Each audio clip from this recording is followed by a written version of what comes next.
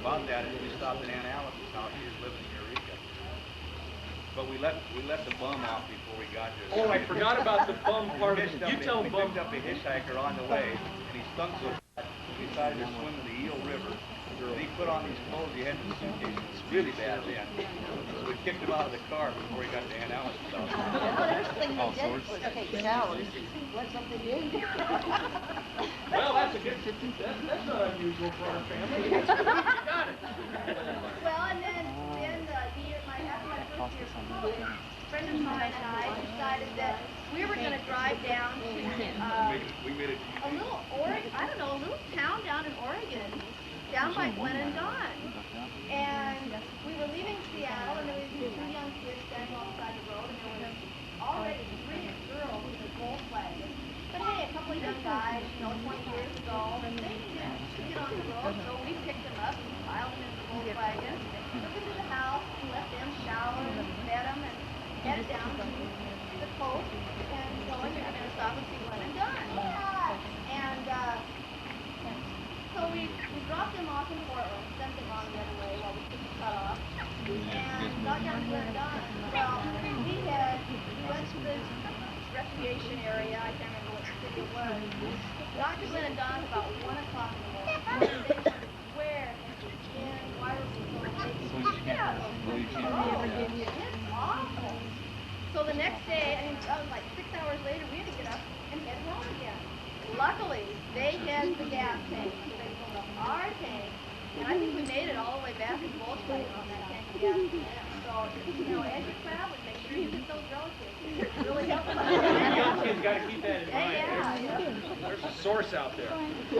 Real safari guy. I mean, he really is a big game hunter. And some of you may or may not know that, but he's been on several expeditions that have taken him a long ways away from home.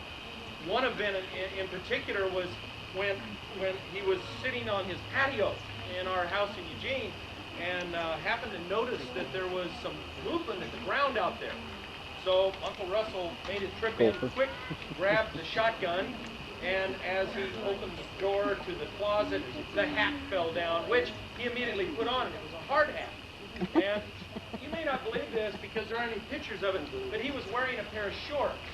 So he has these shorts on, this 12-gauge shotgun and his metal hat, and he is going off of our patio at a speed of about a third of a mile an hour, watching this dirt move. Well, what was happening is that there was a mole in our yard, and the big game hunter was going out. And initially he was going to take a long shot at it, but held back, and he eventually ended up with the barrel about 6 inches away from this dirt pile that was going. Well, 12-gauge shotgun shot 6 inches into the ground. The explosion was all there, and he bagged his game. He got him. The big game hunter. Hey!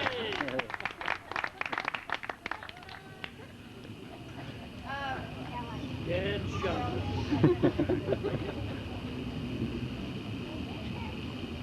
Well, we thought this was neat.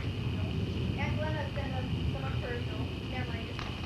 And it's funny how you can raise your kids for years and think you know them so well and find out when they're grown. And one of the things that she has discovered is that when David and Scott were little, she always dressed them alike. And they were so cute.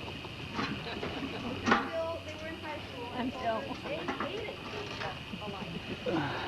And so it's funny though how there comes a full circle. They still are back to wearing identical clothes because they're both firefighters. Stand up. David. You know, and it's really kind of unique because firefighters touched on one of the things. One of my nephews is a firefighter. Uncle Russell was a volunteer firefighter down in Klamath Falls. Don was a firefighter, I believe, in the Dayton area or that area. And I believe on the Nelson Farm now in eastern Washington, there's a fire station that's been built on one corner of that property. So we're talking about a hot group here that at least has the sense to have some people around to put out the flames. Anyway, to all you firefighters and former volunteers, well done. So long. Starts with Uncle Russell. And it's amazing what adults will tell kids, and we believe them. It's really unbelievable.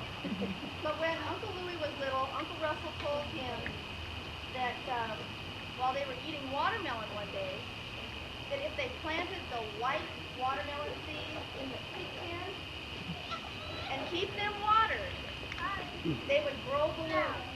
So, guess what? They collected all those white watermelon seeds, and they went out and they planted them in the pig pen. And guess what? No.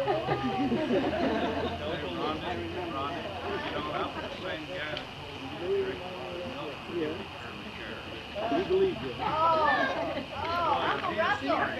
Yeah, there is no doubt about it. Uncle Russell was a storyteller. Oh, Truthful one, though. but Uncle Russell, Bud was telling us that you also told him that if he drank lots and lots of milk, he would get curly hair.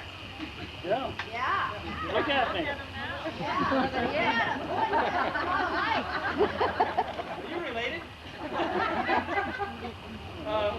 This is one of those things that every once in a while a brother and a sister, two brothers and a sister, have something happen that is kind of amusing. It happened at our house, and maybe some of you had the same kind of thing where there was an accident. Thank goodness nobody was hurt, but it makes you stand back and think about, what are we, stupid? Anyway, my brother is just old enough to get his driver's license, and the big deal around our house was moving the car around the driveway and moving it into the garage.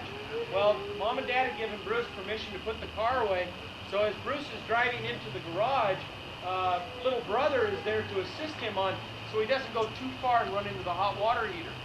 So to do that, I took a push broom and put the brush part against the grill of the car and held it and told my brother, come on ahead, come on ahead. And as the handle came up to the regular sheetrock wall, it went right through.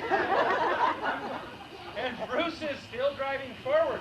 Well, the door snaps open and my sister is standing there going, what are you doing? And we're going, what are you talking about? And about that time, Dad is now standing behind him with one of those real parental looks. Come on. And he grabs Bruce and I, and we come in, and the stove is now in the middle of the kitchen. And where the hole was this big coming out of the garage, it's about that big around because the sheetrock, and what had happened is that handle gone right through, hit the back of the stove and just pushed it forward. And I'll tell you, I know all of you have had an experience like that happen. It happened at our house, but generosity and kindness and an understanding father was the reason that I'm here today.